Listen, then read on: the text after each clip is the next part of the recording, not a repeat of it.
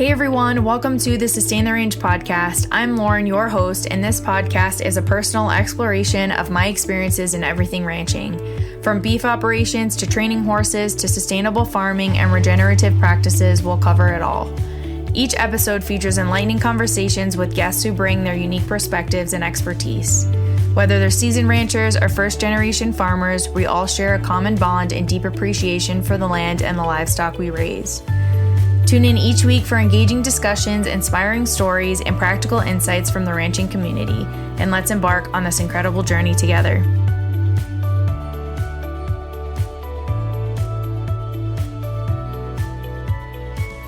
All right, well, thanks, Josh, for jumping on the podcast. I really appreciate it. We had a little bit of internet issue on my end, so I really appreciate you being understanding about that and the beauty of the internet. So I'm really excited to have you here and to learn about your background and your experience and your farm. So welcome. Yeah, well, thanks for having me, Lauren. Appreciate the offer, and I think anybody that's on a farm or related to ag can relate to internet issues. I know we especially can, so definitely not an issue there. Yeah. Well, thank you. I appreciate that. So yeah, I'd love for you to just kind of introduce yourself to your audience or to our audience. Just tell us a little bit of your background, where you're from, where you grew up, your family, and kind of how you got to where you are now. Yeah. So my name's Josh. Me and my dad, Mike, we own and operate our family farm, Harris Homeplace Farm. Check us out on Instagram and Facebook and our website. But we're located in Snow Camp, North Carolina. We're in the little bubble that goes into Chatham County. So we are pretty much in the center of the state, and we've been on our farm for quite a while. I'll be the sixth generation on our farm. So as far as the Harris line goes, we've been, since the mid 1800s, somewhere in there. And then obviously it goes back further than that, but it's a little hard to trace at a certain point. But we raise South Pole cattle right now, and we also do some pasture poultry and woodland-raised pork, as we like to call it. So we have expanded into those forays in the last few years as we build our direct market business a little more. But as far as our farm goes, it was a tobacco farm back when my dad was young, and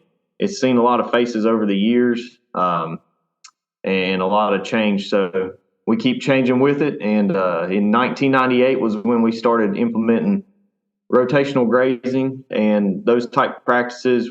My dad drew a line in the sand then and said, we're going to do this a little different. We're going to do it a little better. So we haven't added any amendments to our pastures, anything like that, since 1998. And it's been all through grazing management. So it's been really cool to see. But that being said, I'm kind of different in the regard that a lot of folks that you hear about had some wholesale change with their management, or they got into something, or they started a farm and, they wanted to do it this way.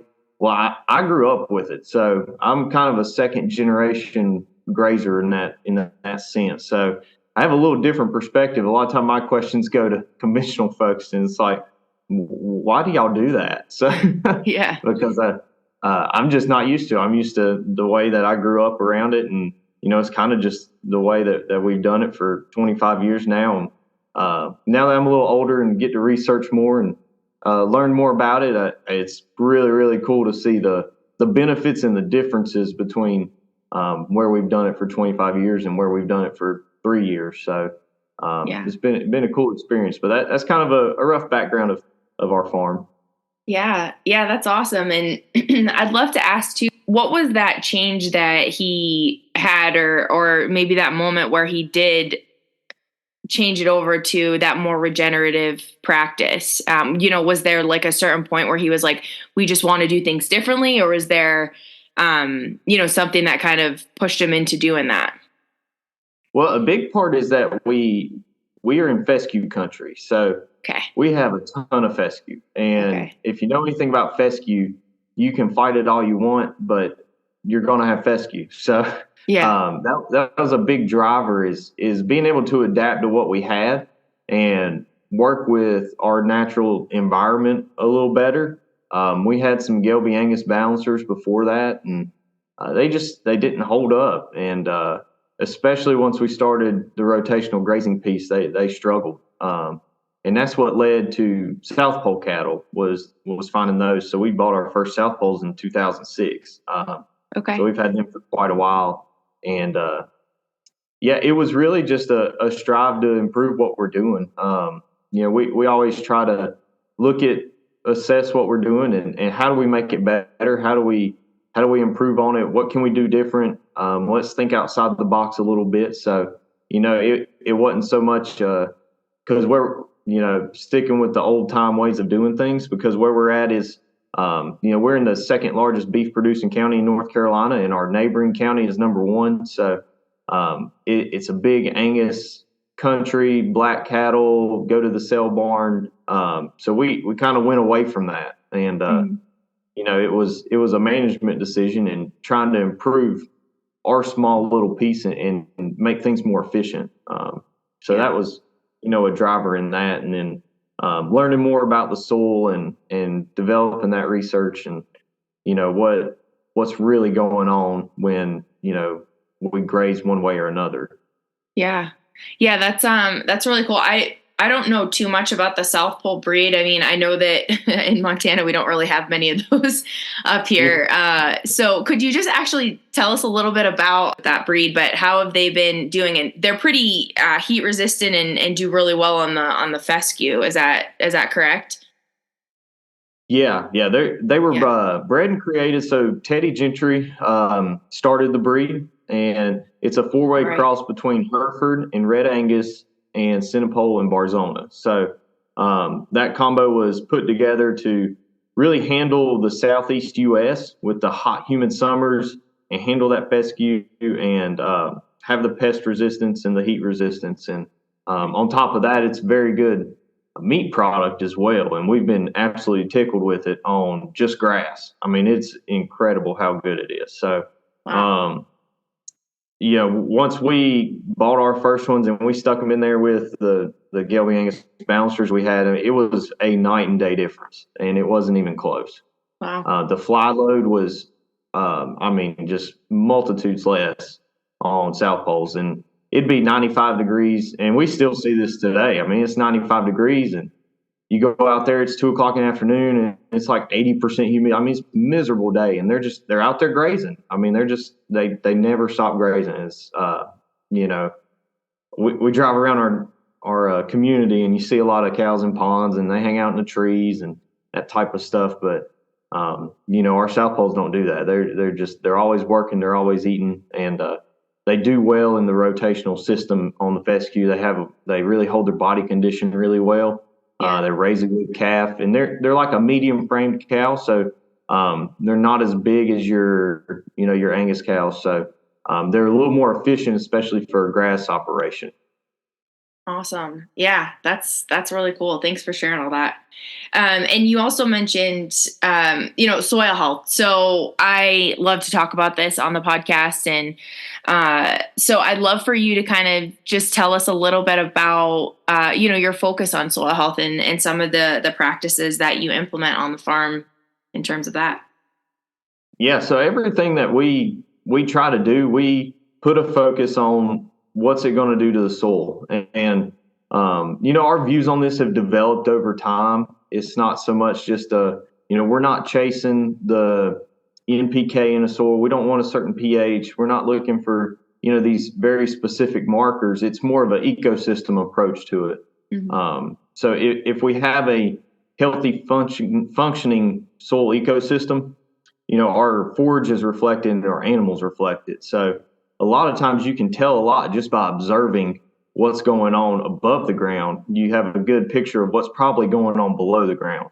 And then you can get into your lab tests and all that after that to get a little more detailed. But, to give you an example, we've been implementing the grazing for 25 years on our Homeplace. And then we picked up a lease a couple years ago that borders us, and it's right across the road.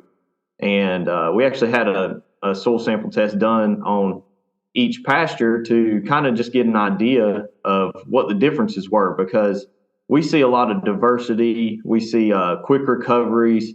We see very lush forages. We see deep, dark colors in our forages, a lot of flowers, insects, birds.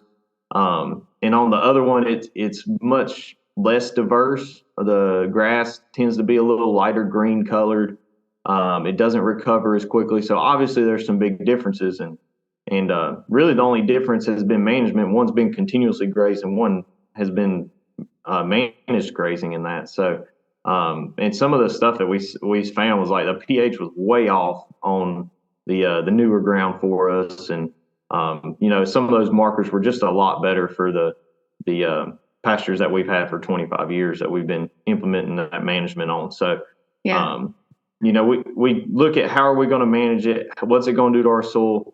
How are we going to manage our forage with that? How does it all interact? So it's really it's a very big system. And we like to use the phrase of healthy soil makes healthy pastures, which makes healthy animals, which makes healthy people. So I'm fully convinced that it's all connected. And I think there will be some more research coming out that'll help reflect that too.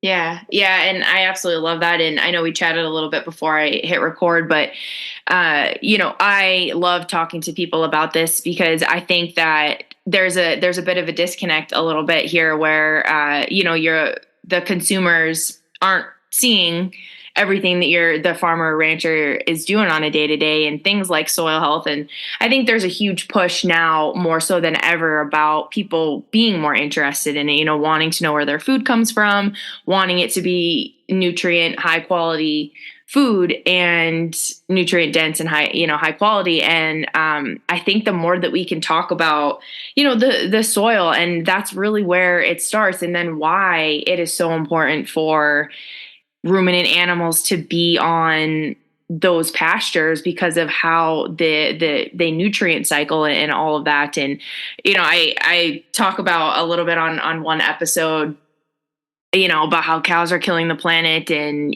all of this misinformation out there. And, so anytime that we can, educate people and kind of say, actually, no, like, look at all the good things they are doing for the land. And like you mentioned, having that, comparison with the two pastures is incredible, and you can see it with your own eyes.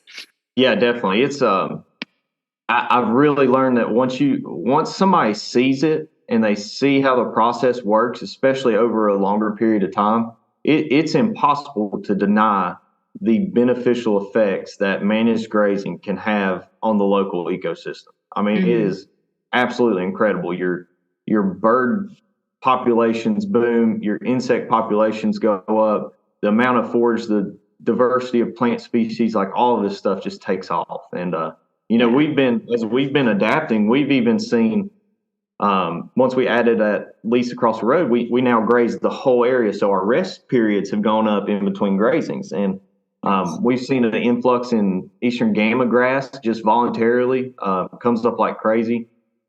We've had Timothy grass come up like crazy, which in our area is very uncommon. So, we see stuff like that and it's like, okay, wow, this really works. And this is really neat. So, I think from a soil health standpoint, I hear a lot of conversations about, oh, well, I'm going to plant this cover crop. I'm going to do this. I'm going to interseed this. And it's kind of like, I think we miss the forest for the trees sometimes with that because our society is so impatient that we want to implement these additives. And even if it is introducing different species and perennials and that type of stuff and annuals and, rather than focus on developing a sustainable local ecosystem through our grazing. Because when it develops through the system that you use, it's going to be able to withstand a lot more so than an added system to it. So I think it's very important that we have to create that through our practices and through our grazing practices, more so than trying to input a system into an area. Yeah. That's an incredible point that you make. And just with the impatience of how we can be sometimes and allowing those grasses to come up where it is natural for them, even though you said that the Timothy grass, isn't all that common, but obviously it had something there to be able to grow just by what you were doing from a holistic management perspective, and allowing those native grasses to have some sort of an opportunity to come up. And then maybe they haven't been there for 20, 30 years, but maybe they used to be a long time ago, and there's still something in there that can produce it. But if we go in and just kind of start planting everything all the time, we don't give them that chance to thrive, and to kind of see what comes up. So I'd love to go back to your woodland raised pork. So I haven't had a farmer on here who raised pork yet. So I'd love to ask you a little bit about that, and if you can kind of tell us about the breed and why you call them woodland raised, and talk a little bit about that. So we call it woodland raised because we literally raise them in the woods. Okay, cool. So, we don't do pastured pork because it seems a little outside the natural instincts of a pig to be out in a grazing pasture. Like it just doesn't fit with their function. So they like to root a lot. They like to eat literally about anything. So we raise them in the woods because we have a lot of oak trees and hickory trees and different types of nuts in the area. So it's our way to kind of take advantage of that. And we're also trying to maybe create some silvopasture in the long term, but they're like mini bulldozers. So they'll clean an area out really fast. But we supplement them with the organic feed as well. But there is a huge difference between the pork we raise and the pork from a grocery store. And it is, it's probably the largest difference of any product we raise, because it's just, it's that big of a gap. Yeah.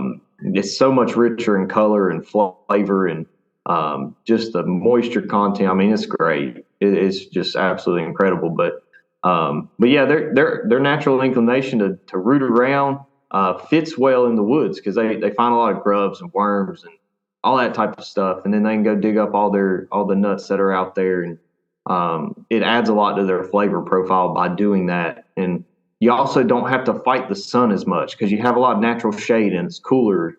Because those pigs don't sweat, they get they're going to get really hot. So if you put them out in the middle of a pasture in North Carolina where it's 95 degrees and high humidity, like they're going to cook. It fits a lot better to use that natural respiration of the trees and the woodlands to help shade and cool them off. And, we'll run some water in there, and they create little walls and stuff like that. And then we move them like we do the cows. So we'll put them in an area, and then we'll move them over to their next paddock and then their next paddock. And we'll go from there. We don't move them as fast as we do the cows. We'll leave them for, 5-6 days, maybe a week, and then move them. But it's the same concept. Everything that we do is mobile, because when you just sit it down in an area, it's going to, they're going to do what they do, and it's not beneficial for that area. So it's part of that stress plus rest, and you got to have that rest for the ecosystem to recover there. So, that's kind of, we love the pigs. They got a lot of personality. Our breed we've kind of settled on. We don't do any farrowing just because time management wise, it's a little much for us. So we got a trusted contact that we buy our piglets from, and they are a Old Spot and Berkshire cross, and they have been really good, and we've really enjoyed them. And great personalities. They're pretty docile. They grow well. They grow quick. It's a good product. Like, it's just everything that we've experienced with them has been good. And we've tried some other breeds, and like we had, I don't want to trash any breeds, so I'll leave the names off. But we had some, and them suckers were destructive, and they tore up everything. They tore like stainless steel feeder to pieces. And wow, we're like, yeah, no, that ain't not a good mix. So we didn't go back to those. We've had some that were higher fat content. We didn't really like the product we got off of them. We had some that were super high energy. And one of them we couldn't, like, it took us a month and a half to catch it, to be able to process it. We thought we were just going to have to do it ourselves. So Yeah. It jumped out of our loading corral, like went over a 3-foot wooden like panel thing. So Wow. I didn't I know they was, could jump that high.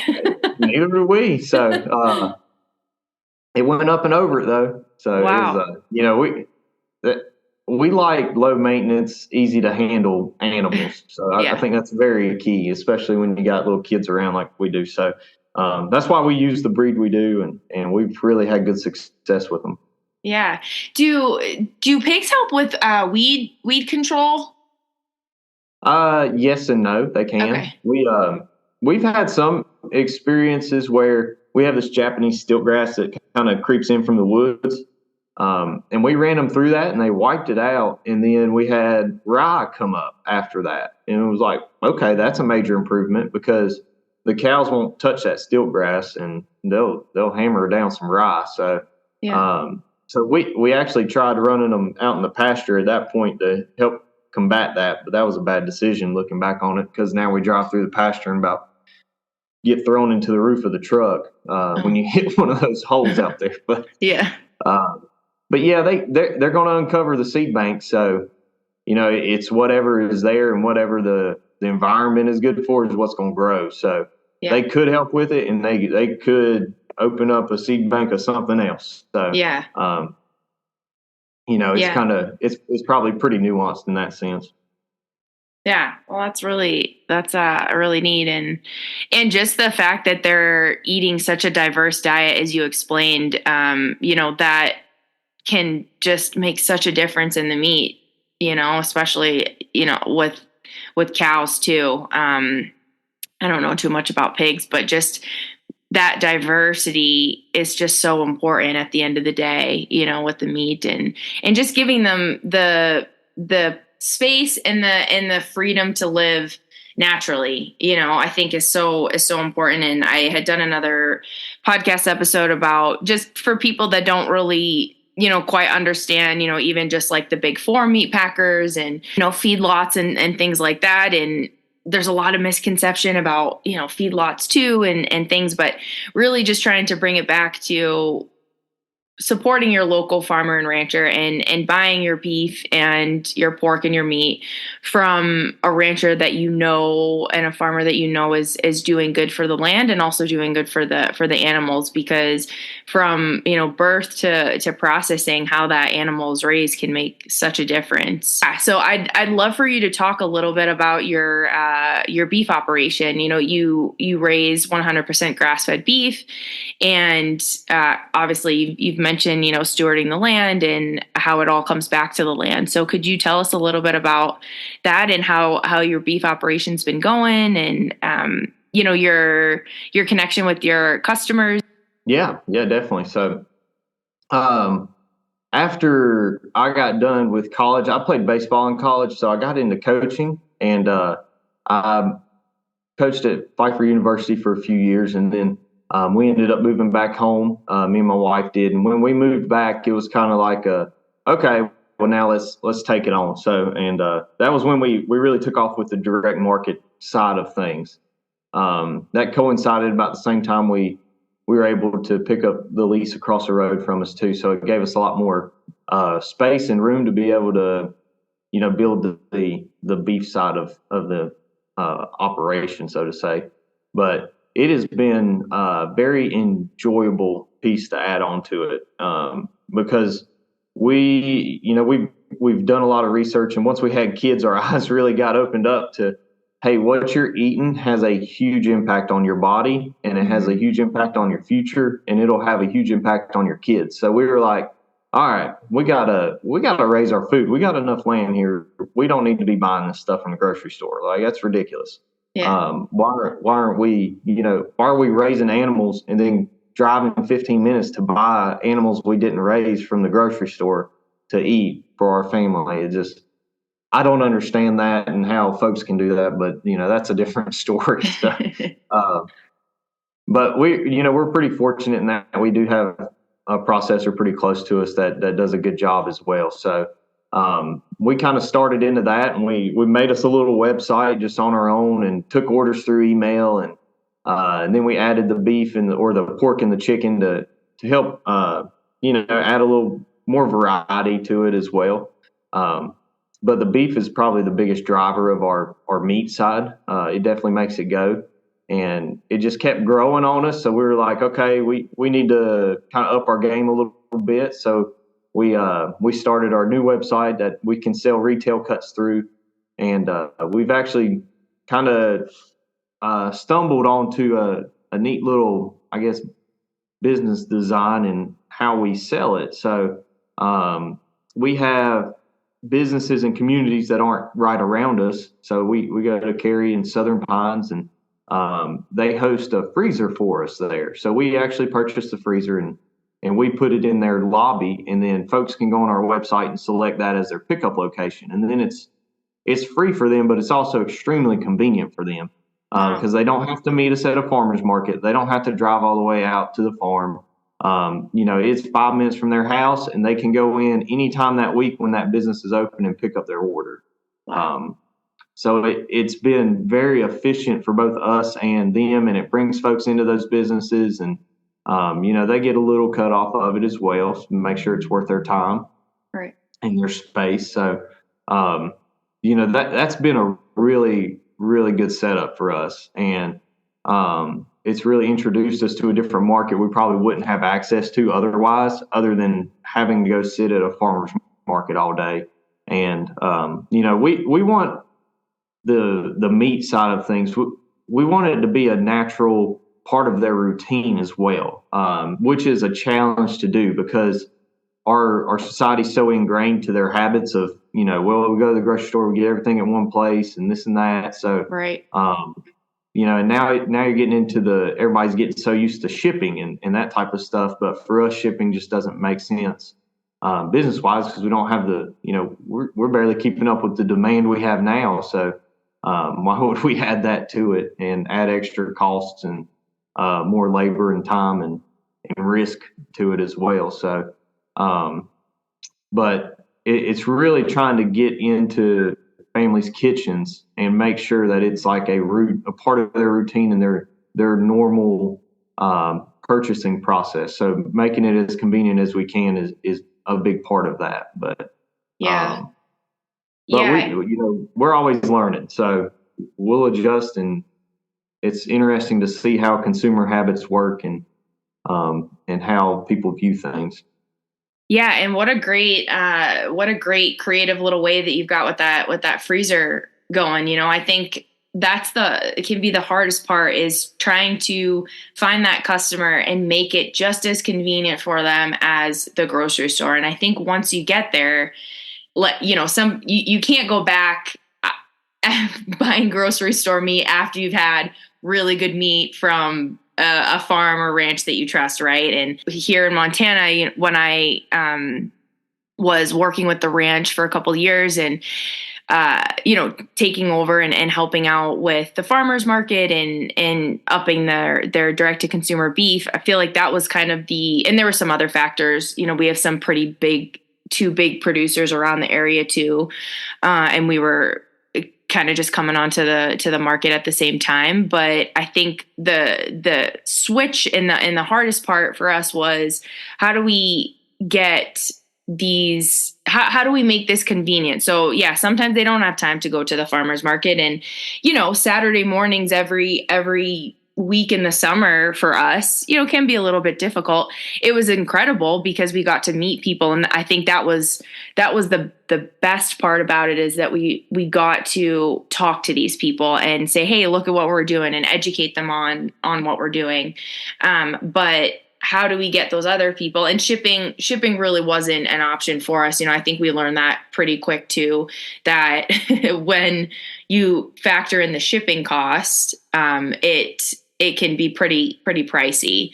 So having that, how do we get the consumer, as on a bigger scale, how do we get that consumer who isn't already looking for a farmer for a ranch? Because I think that there's a lot of people, like you had mentioned with your family, who are wanting to buy good, high quality food, right? Because they know the importance of nutrition. But for the people that are maybe a little on the fence, or maybe just don't know quite about it, a lot about it yet, those are the people that I know I'd love to reach a lot more. So how do we reach them? I don't know really. There's going to be folks that they just don't want it. So it's hard to really do that.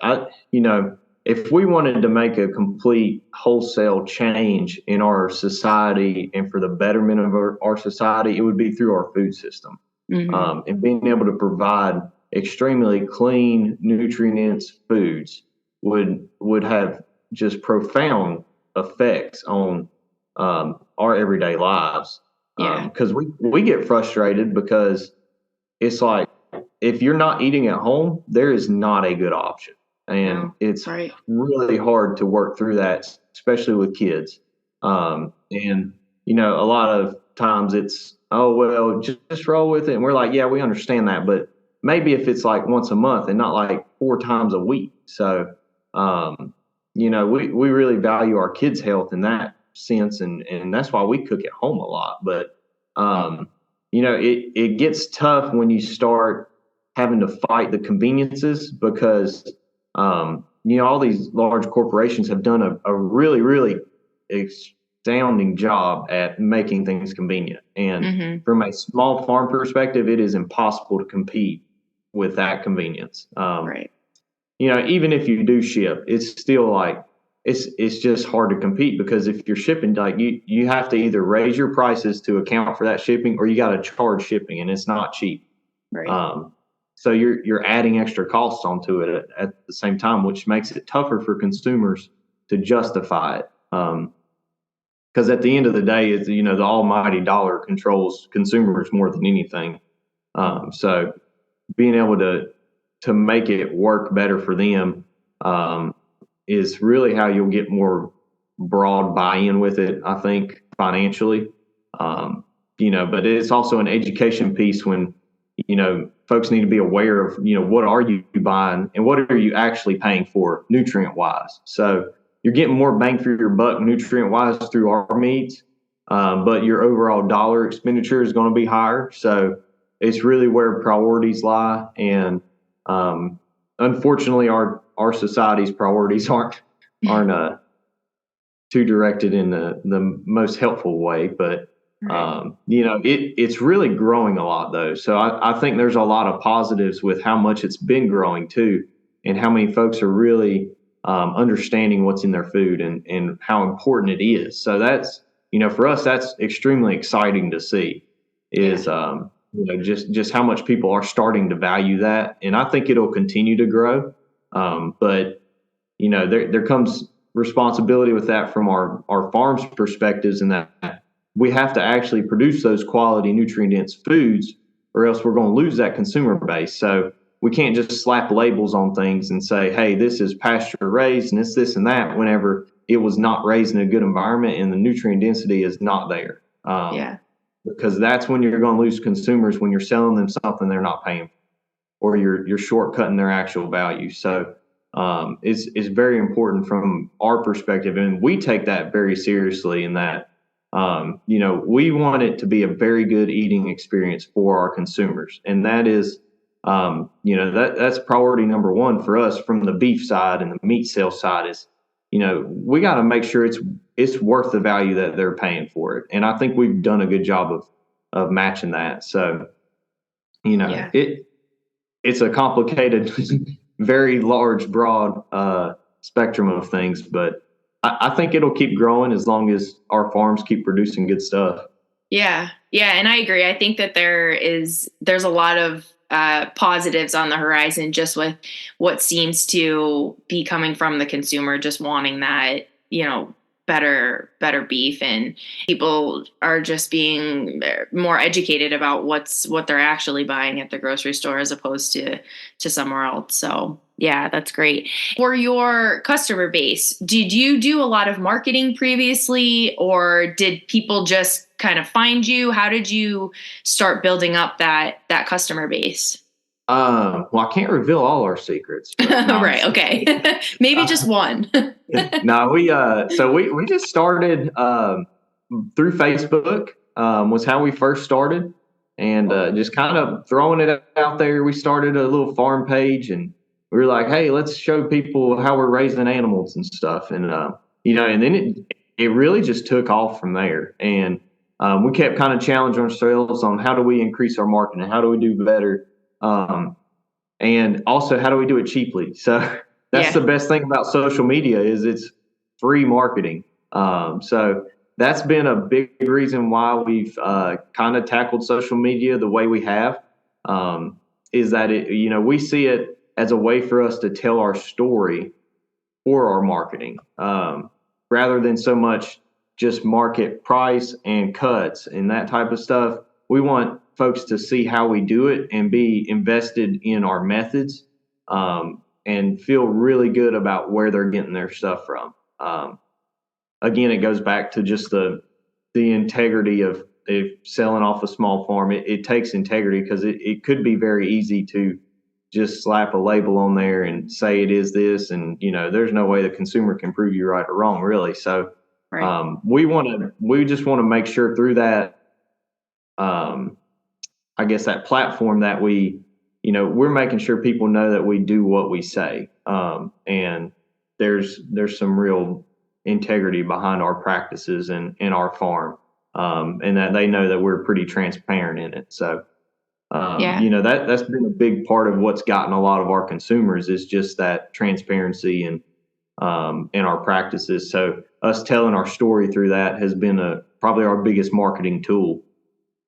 Yeah. Yeah. And I'll have you share, all of your information at the end where people can find you. But from your Instagram page, which is how I found you, I think you guys have done a really great job of it, and that educational piece too. And really, bringing people in on your day to day and showing them, grazing, or, showing them the cows, and then, having showing your kids out on the farm and them learning too.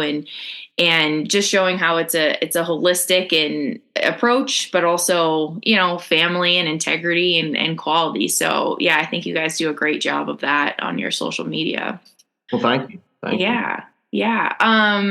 Awesome. Well, I just have one or two more questions for you, Josh, and then we can kind of let you go. Again, I appreciate you taking the time to talk with us. I know that our audience is really going to love this. You've definitely bring a lot of knowledge and whatnot. So would you just tell us a little bit more about your family? Did your wife grow up doing in ag at all too? Or did she kind of come onto the ranch after you guys met, or? Oh man. Okay. No, she is a city girl. So, okay. we met in college. I played baseball. She played basketball at the school that we went to. So, but yeah, she's been pretty bought in though, and it's been cool to watch her kind of grow through it. So she didn't grow up around a farm or anything like that, and I give her a hard time on it, but she has gone fully in on it, and it's really fun. So she makes like all of our bread now is sourdough, and she does a lot of canning, and she pushes us on our practices and how we can improve it. And she's very in tune with, what is our consumers wanting, finding that information, however she does. So, but yeah, it's been fun. And whenever we were, before we got married, I told her, I said, look, like, I got to go back to the farm. So, either you can come or not. So luckily she didn't kick me to the curb then, but yeah, she's really enjoyed it, and we've had a lot of fun, and it's great to see our kids be able to get that experience, and just watch them go out and explore and play and create and learn. And it's such a unique childhood that they get to have, which makes it, worth every penny. Because we could definitely, we could live somewhere else and make a lot more money than we do, and but there's some things that are worth a lot more than a few dollars. So, and this is one of those, and that kind of goes to our family in general, and it's a sixth generation. I'll be the sixth generation, so we take a lot of responsibility in that too. Yeah, and just we need to set it up for our future generations, which is another reason why soil health is so vital to us, because that's going to make it so much more sustainable long term. And, whether our kids need to change practices after we're gone or whatever needs to happen, like if we have really healthy soil, they'll be able to be very creative with it, and it's going to be very valuable in that regard. So, being able to protect it and expand it and preserve it is something that's extremely important to us and garners a lot of our family's attention and focus. So, we get a very, very unique chance at this, and we're well aware of how lucky we are. And, that's part of the stewardship thing is like, God has graced us with this, so we need to steward his land that, he's given us the opportunity to take care of. Yeah. Yeah. Yeah, absolutely. Well, yeah. Well, thank you so much for sharing all that. What is the best piece of advice you've ever been given? I would kind of tie it in. I wouldn't say it was direct advice, but it was kind of something that I think relates to, the farm as well. And it was when I was coaching, I kind of learned this, and it wasn't so much something to go do, but something to be aware of. And it's paralysis by analysis. And it's basically where we try to overanalyze situations so much that we don't do anything. So trying to avoid that is something that, that I learned through that sense that I think relates a lot to what we do. Because we've run into that, and, we kind of overthink things sometimes. And I'm like, no, let's just do it and see what happens. And, we'll adjust and learn from it. So that's kind of how we've started our pork and poultry, and some of our projects is like, well, let's just go get them. And, we got a rough idea and we've done the research on it. So let's get out there and get started and see how we need to adjust. Yeah. So, avoiding paralysis by analysis is a good thing. And then something my dad used to always tell us, we used to make fun of it, but, looking back, it was extremely good advice. And it's just to improvise and overcome. So when we're, met with a challenge, let's improvise, let's come up with a solution, and let's solve our problems. So, kind of putting those two together, I think can really add some value and help you move things along. Yeah. Yeah. And that is great advice too, because I think, and often even just off the farm, we can get so caught up in our mind overthinking that we talk ourselves out of doing something before we even get started. And then you never end up doing it because you've talked yourself out of it, So that is a great piece of advice. And I just love how you're bringing your kids in, because there are so many lessons that you can learn on a farm and a ranch that I really don't think that you can get anywhere else, and you mentioned feeling very grateful for the opportunity that you've been given there. And, it's something that I'd love to, because I didn't grow up in, but now that I've been around it, it's like, I don't want to do anything else. I can't imagine doing anything else. And I want to be able to try to bring in, the younger generations, bringing people in and just saying like, hey, look what we're doing. And I think once you can get people there,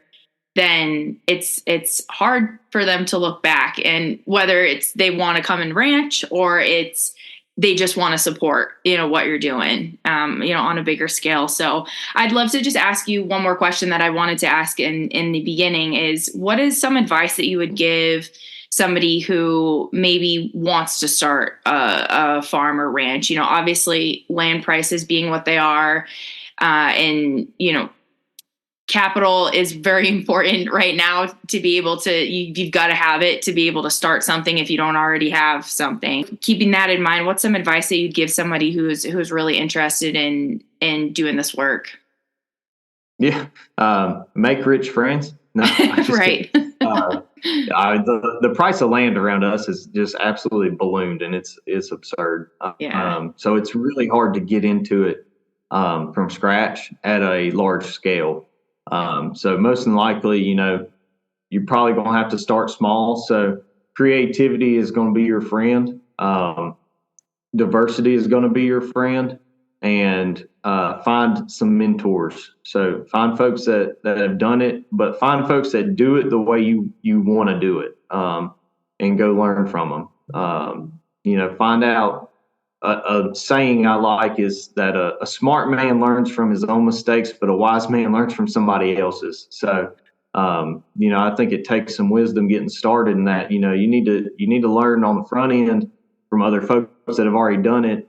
What did and didn't work, so that way you could probably save yourself a good bit of money as you get started, and not have to correct your own mistakes as much. But you're going to make mistakes, and that's part of it. So it's really just go get started and be creative. You got to be creative these days. You got to find your market. You got to find your niche. What's going to work, what's not, and push it that way. And just it's not going to be easy. So you better have some thick skin. Yeah.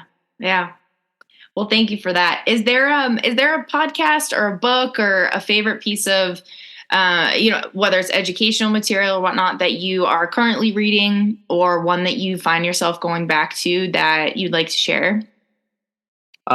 There's one that our whole family reads, and it's kind of funny. It's the Stockman Grass Farmer. So it's it comes in like newspaper form. I don't know if you've seen it before, but a good one. But it's funny. My dad has been subscribed to it for years and years. So on Sunday after church, we go eat lunch, and all of us, me and my wife, both grab an issue and we'll read it on Sundays. And it's funny because she really enjoys reading it. So, nice. But it's been I think it's one of the best ones that kind of keeps you up to date on things, because it's always, there's a wide variety of opinions and topics, and you can pick up stuff from something that might not even be related to what you're doing. So Cool. I really like it. And I think it's a very valuable thing to make a small investment in. Awesome. Yeah, thank you. And I'll put that in the show notes too. So last question, where can people find you? How can people order from you, learn more about your farm? Mention your website, but if you could just repeat, your website and your social media so that people can find you, that would be awesome. Yeah. So our Instagram and Facebook is just Harris Homeplace Farm. Should be fairly easy to find on there. And then our website is harrishomeplacefarm.com. You can give it a look. If you're local to us, we'd love your support. If not, then hopefully it can be a tool, and hopefully we can be a resource for folks as well. So we're an open book, and anytime somebody reaches out, we try to answer as best we can. We like to help the education side and just help folks along as best we can. Yeah. Well, great. Well, thank you, Josh. And again, I really appreciate your time and sharing all that you're doing on your ranch. And I think it's pretty clear that you guys are doing it in a high quality, honest way. And thanks for jumping on with us. Yeah. Thanks for having me.